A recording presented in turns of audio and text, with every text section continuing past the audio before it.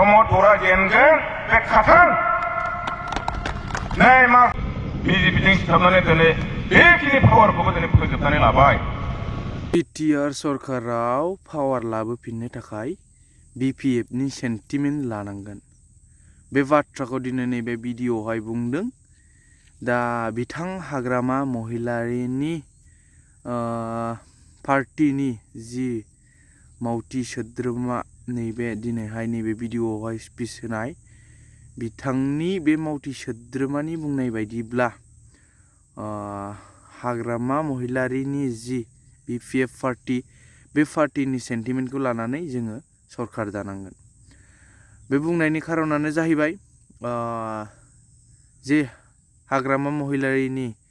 BTC निफ्राय लानानै BTR सिम जि 17 बोसोर सरकार सालायनाय हाग्रामानि बे सरकार सालायनायावहाय प्रमोद बर'आ गाव दा 4 बोसोर एबा 5 बोसोरानो जानो थांगासिनो दङ। बे सरकार सालायनाया गाव बिनिफ्राय बांसिन मोजां सालायदोंनो बिथाङाहाय प्रुफ देखायगोन होनलायलायदों। दा बेसेबां सैथो नोंथांमोनाहाय नुनो थांगासिनो दङ। दा 17 बोसोर सालायनायावहाय जे हाग्रामा महिलारिनि सरकाराव एबा BPFनि सरकारावहाय जिबायदि BTC आवहाय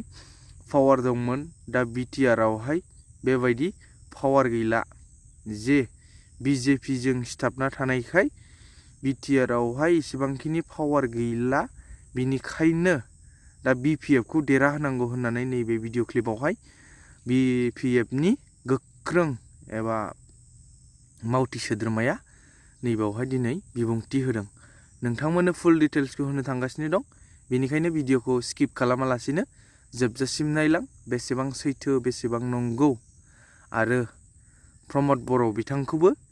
तेबगां होनलायलायनायबो जादों। दा बे तेबगांखौ मानो होनखो दा बे भिडिअआवहाय नोंथांमोना नुनो थांगासिनो दङ, बेनिखायनो भिडिअखौ जोबजासिम नायलां। बर'आ दिनै BTR सक्ति खालामनानै जोंनो मा होखो? BJPजों सिथाबनानै दिनै बेखिनि पावारखौबो दिनै फोजोबनानै लाबाय। बै समाव हाग्रामा माने टेक्स बुक थांनानै सालायदोंमोन ना, दिनै बेखौबो माने हरजोब्बाय बियो। दिनै बेथन होनो हादोंमोन बै समाव हाग्रामाया, दिनै बे बेथन होनो हाया। बे हिसाबै गासिबो स्टेट गभर्नमेन्टआनो दिनै सालायजोबो, जेबो गैया। नोङो बे सेंसननि थाखाय दिनै बे डिसिनावसो खुलुमहैनांगौ बिसोरो। हिमन्त बिश्व शर्मा बेखौ एप्रुभ खालामनानै हरगोन, अब्लासो जों मोनो। दा नोंखायनो आं नोंथांमोनखौ बेखौनो खावलायबाय, नोंथांमोना BPF दलनि मोनसे सेन्टिमेन्ट स्पिरिट लानानै पावारखौ लाबोफिननांगौनि खाथियाव नोंथांमोनहा मोजाङै गोख्रोङै ज'यै मावलांदो। दा इयुथ फर्सखौ आं खावलायनो सानदों, इयुथ फर्स नङाबा खुनु दल एबा समाज बा संगठना गावनि थांखि बादियै मावफुंनो हाया। इयुथ फर्सखौ लानानैसो बे दला बे संगठना मावफुंनो हायो। ओंखायनो इयुथ फर्स बिथांमोनहा नोंथांमोना जागरन जादो, जेरावबो माने एरियायाव हाबदो, समफोरखौ लादो, पेरेन्ट बडिफोरखौ लानानै दाब दाब जायगायाव नोंथांमोनहा मिटिं खालामनानै रायजोफोरखौ जागरन खालामदो जे एइबार भटखौ सोरनो होनांगौ। UPPनो होनो ना BPFनो होनो? UPPआ मा मावखो आरो BPFआ मा मावबोदोंमोन? बेफोर पार्थक्यफोरखौ बुंनानै रायजोफोरनि गोसो सिङाव मोनसे सेन्टिमेन्टखौ लाबोफिननानै एइबार जों भटखौ BPFनो होहोनायनि माने बेबस्थाखौ जोङो खालामनांगोन आरो बिनि थाखाय खामानि मावनांगोन। महिलाफोरखौ आङो खावलायो, महिलाफोरखौ जागरन खालामदो, जागरन जाबोदो। दिनै प्रत्येक राजनितिक दलानो महिलाफोरनि सायाव मेगन होयो। मानो? महिलाफ्रा जाहैबाय सरल सजा, फोथायनाय दङ, बिसोर जेखौ बुङो बेखौनो थि लायो। बेखायनो भट बेंक हिसाबै दिनै महिलाफोरखौ आखायाव लानो थाखाय दिनै प्रतिथ' माने पलिटिकेल पार्टियानो नाजागासिनो दङ। जे BJPआ दिनै नंखाय आसनि माने डिक्लेयार होयो, माबा लाखपति बायदौ, माबा बिफां गायनाय, सेल्फ हेल्प ग्रुप, अरुण'दय आसनि माबा माबि होनानै एखेबारे महिलाफोरखौ लाजोबनो थाखाय बिसोर सेस्था खालामगासिनो दङ। थ्रेटिनिंबो होयो, जोंनो भट होआबा बे माने अरुण'दय आसनिखौ मोना दानगोन बा बिफां गायनाय फैसाखौ मोना बा जिखुनु मोनसे लाखपति बायदिनि मा स्किम दङ बेफोरखौ मोना बेफोरबायदि सिएसअखौ खालामो इउपिपिएलनि मानसिया बा बिजेपिनि मानसिया दा बे हिसाबै महिलाखौ बिथांमोना जागरन खालामनानै भट बेंक हिसाबै दिनै राजनैतिक भाबै दैदेननो नाजागासिनो दङ दा नोंखायनो होनदों आङो नोंथांमोनखौ बेखौनो खावलायनो सानदों जे दाखालि पार्लामेन्टआव प्रियंका गान्धीया बुंदों जे बिजेपिया जे महिलाफोरनो जे माबा मा होनो 33% माने खथा होनो नागिरदोंमोन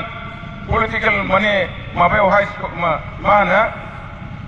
राजनितिक खथाय माबायाव दाबि दावायाव जेनेबा एमएलए एमपि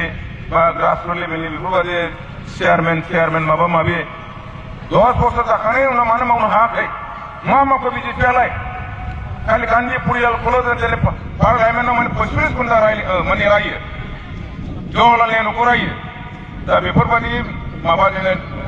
बाथ्राजोंनो बियो सोंदों जे महिलाफोरनो बेबादि राजनैतिक स्कप होनो नागिरनायाथ' पार्लामेन्टआव बिल लाबोबायमोन खिन्थु दिनैसिम मानो जायाखै बिजेपिनिफ्राय बुंदों जे जों बेखौ खालामसिगोन होननानै खालामसिगोनबा मानो 10 बोसोर जालांखो मानो खालामाखै हयथ' खुब समाव बे जानानै फैगोन दा बे हिसाबै दिनै जानानै फैयोबा नोंथांमोनानो बे बिटिसिआव एमसिएलएबो मोनगोन बिटिसिनि चेयारमेनबो मोनगोन मेम्बारबो मोनगोन आरो बिधान सभा एमएलएनिबो खथा मोनगोन महिलाफ्रानो दा बे हिसाबै नोंथांमोना जागरन जादों बर' आइजोफोरखौ बर' जनसाधारनफोरखौ राजनैतिक भाबै जागरन खालामनायाव नोंथांमोनाबो गोख्रों भाबै भूमिका लादो नोंथांमोनाबो सोलोंदो राजनितिकआ मा जिनिस बेजों मा फैयो मा जायो मा जाया बेफोरखौ सोलोंदो खोथा बाथ्रा बुंनाय माबानाय दिनै इउपिपिएलनि माखासे आइजोफ्रा बिराद थेव बुङो जोंनाबो बे बिपिएफनि आइजोफ्रा बे रोखोमनि राफोद जानांगोन प्रियंका गान्धीमोन बादि राफोद जानांगोन मानो हाया जानो फानो नोंथांमोनलाय दिनैथ' नोंथांमोनहा बे महिला आफादावथ' नोंथांमोनहा सेक्रेटारि प्रेसिडेन्ट जादोंना जथेस्थ' स्कप मोनबाय खोथा बाथ्रा बुंनायनि रायजोफोरनि गेजेराव गावखौनो दानायनि मोनसे स्कप मोनबाय नोंथांमोनहा राजनैतिक भाबै दा बे हिसाबै आइजोफ्राबो महिलाफ्राबो जाहाथे गामि गामि हाबनानै महिलाफोरखौ मोनसे जागरन लाबोनानै बिपिएफ दलनि फारसेनो माने ज' खालामनो थाखाय नोंथांमोना नाजादो आरो मोनसे खोथाखौ आङो समाया बारा गैला मोनसे खोथाखौ आङो बुंदों जे गावजों गाव माने समाल'सना खालामनो नांला गावजों गाव समाल'सना खालामनो नांला रायखुमालायनो नांला ज' जानांगौ ज'यै खामानि मावनांगौ लिडारफोरनि सायाव नोंथांमोना समाल'सना खालामनो नांला जोंनि पार्टी हाइकमान्डआनो जा बा सोरबानो जा बेफोरबायदि जोङो गावजों गाव रायखुमालायनो नांला पार्टीयाव मोनसे बाथ्राखौ आं नोंथांमोननि सिगाङाव बुंलांनो सानदों जे पार्टीयाव मोनसे माने मा होनो बेखौ मोनसे पलिसि थायो बे पलिसिखौ गाहाय लेभेलाव खुनु दिन मिथिहोआ बेखौ हाइकमान्डआसो हयथ' सासे सानैनि गेजेराव डिसकासन खालामनानै पार्टीखौ दैदेनलांनाय जायो आरो बे पलिसियानो जाहैबाय खुब सेक्रेट बे जाहैबाय गुप्त खोथा गावसिनि बे पलिसि मथे पार्टीखौ दैदेनलांनानै समायाव जुदि जोङो बिनि फिथाइखौ मोनोबासो जोङो बेखौ अनुभब खालामनो हायो दा बेखायनो नोंथांमोना खुनु दैदेनगिरिफोरनि सायाव नोंथांमोना गाज्रि मोननो नाङा बा जोंनि नेताफोरनि सायाव नोंथांमोनहा खुनु दिन माने समाल'सनाखौ लाबोनो नाङा बेबादि समाल'सना लाबोयोबा बेबादि गाज्रि मोनलायलायोबा जोंनि गेजेराव माने खौसेथिया बिघ्नित जायो ओंखायनो नोंथांमोना बेबादिखौ खालामनो नाङा आं बेखौनो खावलायबाय इउथआनो जा पेरेन्टआनो जा महिलायानो जा बिएसइआनो जा खुनु दिन समाल'सना लाबोनो नाङा जोंनि पार्टी हाइकमान्डनि सायाव बा दैदेनगिरिफोरनि सायाव जोङो भरसा लानांगौ आत्मबिश्वास लानांगौ जे सिद्धान्त लादों बे माने जोंनि पार्टीनि थाखायनो मोजां आरो रायजो राजानि थाखायनो मोजां बे खोथाखौसो जोङो साननानै जोङो बिथांमोननि पलिसि मथे बिथोन मथे नोंथांमोनहा ग्रासरुट लेभेलाव बा गामियाव खामानिखौ मावलांनो सेस्था खालामनांगौ दा बेखौनो आं नोंथांमोनखौ खावलायनाय जाहैबाय जोबथारनायाव आङो बेखौनो नोंथांमोनखौ अनुरद खालामबाय जे खुनु दिन जों जेनफेराखै प्रमद बरा जेनगोन बे खाथां नै मासाव खेबगोन बुंनायबा मिया टिभियाव होदों माने इउपिपि लाबे 3 बोसोराव मा मावदों बिनि सेट पत्र दिहुनगोन हाग्रामाया 15 बोसोर सासन खालामनानै मा मावदों बिनि डाबल बाबा जों जे 3 बोसोराव खामानि मावदों बिनि सेट पत्र दिहुनलायनो इसिबां मिसा खोथा बुङो दा बिनि खेबगांगां रावखौ नोंथांमा खोनासंबाय थानोसै दा नोंखायनो नोंथांमोनहा जोबथारनायाव आं बेखौनो खावलायबाय जे खुनु खोथा गैया माने एबार माने बे प्रमद बर'खौ फैगौ बिटिसि परिषदनि इलेक्सनाव बेखौ फेजेननानै गौराङाव फोजावहरनांगौ बेखौल' गोसोआव लानानै नोंथांमोनहा गाबोननिफ्रायनो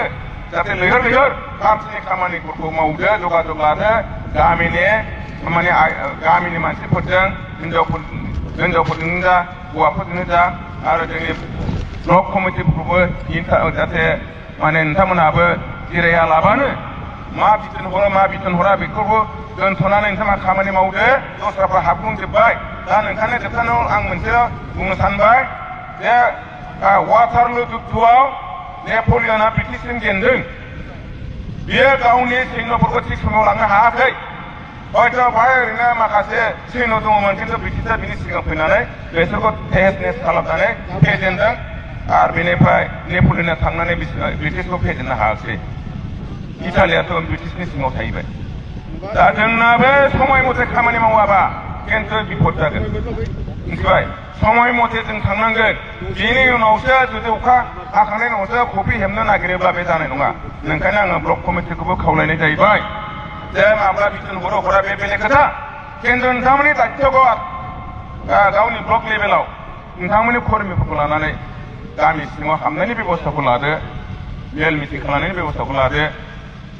पकेट डिसकासन बा सेंग्रा हान्जा हाबबाय बेबायदिनो फिसा फिसा माने डिसकासन खालामनायनि बेबस्थाखौ खालामो इयुथफोरबा आं बेखौनो